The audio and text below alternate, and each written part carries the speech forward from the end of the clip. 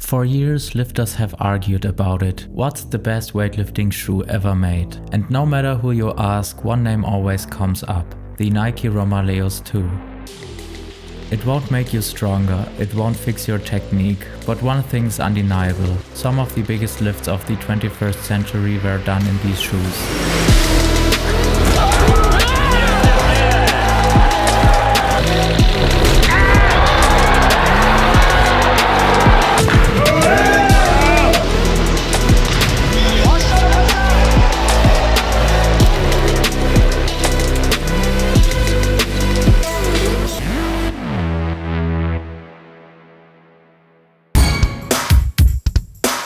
Most people think Nike's history in weightlifting began with the Nike Romaleos 1 in 2008, but they actually dipped their toe much earlier into the sport. Back in the 1980s, Nike produced some low and high cut sneaker style lifting shoes in very small quantities that are very rare today. I tried to do some research on them. In one forum I read that they were exclusively produced for the US national team, but I'm not 100% sure of that. But they do look pretty cool. And then Nike vanished again from the weightlifting scene for decades. While brands like Asics do win and most notably Adidas dominated the platforms, Nike was busy to become the biggest sports brand in the world. 37 for Jordan, it's a 20-point.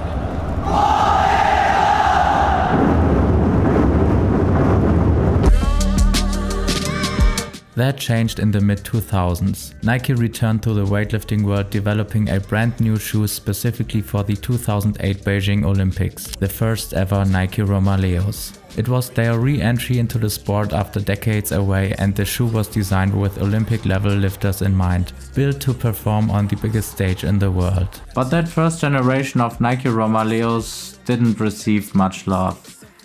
They were heavy, they were stiff, and also notorious for soles that could split after hard use. However, they were still good enough to win Olympic gold medals with them.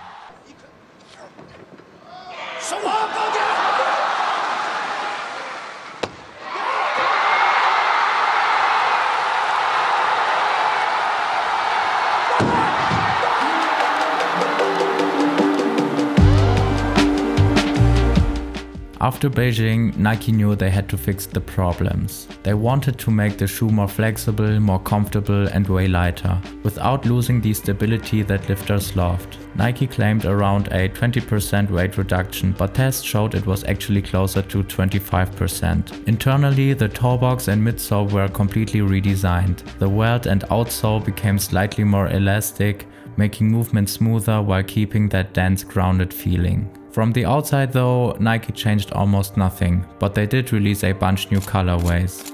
From what I could find, there were 12 colorways in total. The Romaleos 2 look premium, and even today, more than a decade later, they still do. From the stitching to the glossy TPU heel cup, the fit and finish were top tier. All the beloved features from the first model stayed: the dual opposing straps for lateral lock-in and the two interchangeable insoles, one soft, one stiff. The training insole weighed 30 grams while the competition insole weighed 120 grams. The heavier insert had a more pronounced arch and gave even more stability if you needed it. Nike ditched the traditional wooden heel used by most brands at that time and went all in on TPU, thermoplastic polyurethane. They called it the Power Bridge.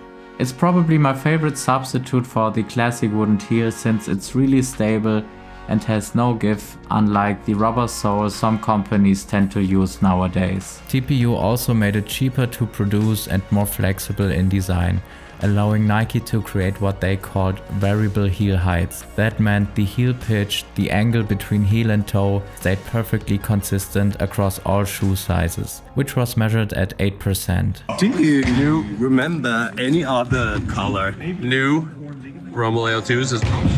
So like more than 10 years I'm using only the red one. Yeah. The first time the white one. Stick with the lucky one. Yeah. If you've ever trained in Romaleos 2, you know the feeling immediately. The stability is unmatched. The shoes don't make you feel directly connected to the platform. Instead, they feel like a solid, self-contained platform beneath your feet. They're heavy, but in the best possible way. They feel anchored like a tank built for weightlifting, but still flexible enough to achieve all necessary positions required for Olympic weightlifting.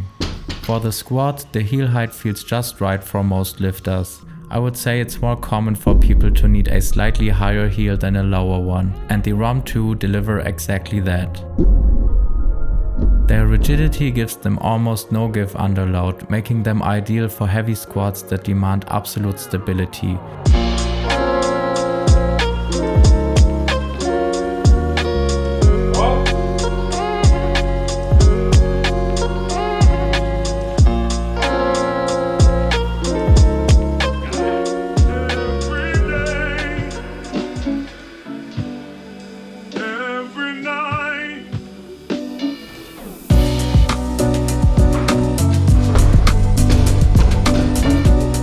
Even if you don't catch a lift perfectly, these shoes give you the confidence to walk it out.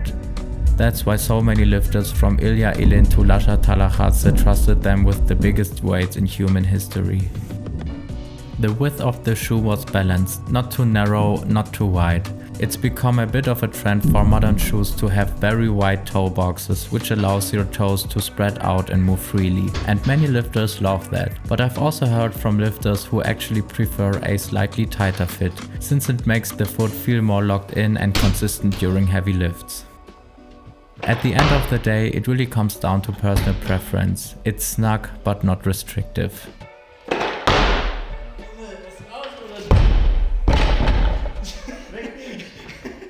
And then Nike kind of messed it up. For a company that lives on product cycles, making a perfect shoe isn't great for business. If the shoe never breaks, people don't buy the next one. So in 2016, Nike released the Romaleos 3. Lighter, sleeker and completely different. They traded stability for flexibility and many lifters hated it.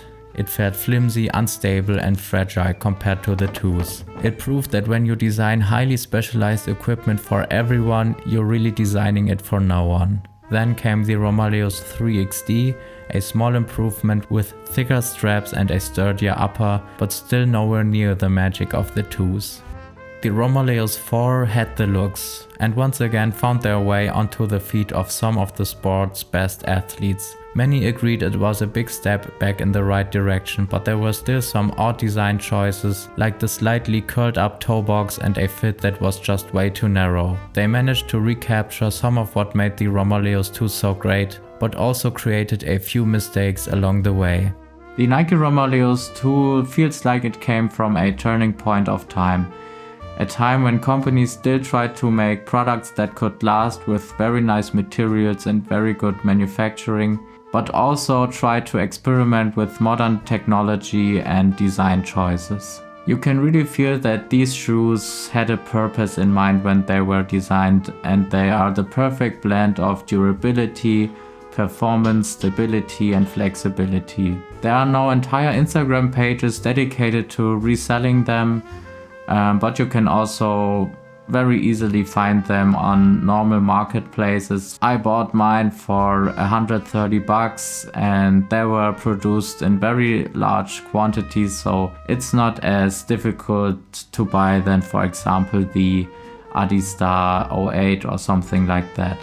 In my Essex review, I talked about how I feel uncomfortable wearing these modern, bulky, stable shoes. But wearing them now 7 years later and being around 15 kilograms heavier, I think that was more of a me problem, and now I didn't feel as much like I'm wearing clown shoes or looking goofy. I still prefer the older Adidas shoes or the Asics.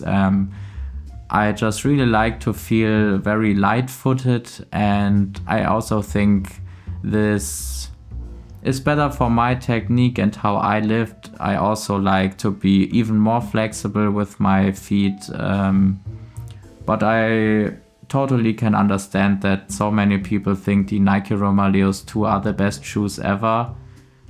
If you prefer the attribute stability in your weightlifting shoes, they are probably the best shoe for you.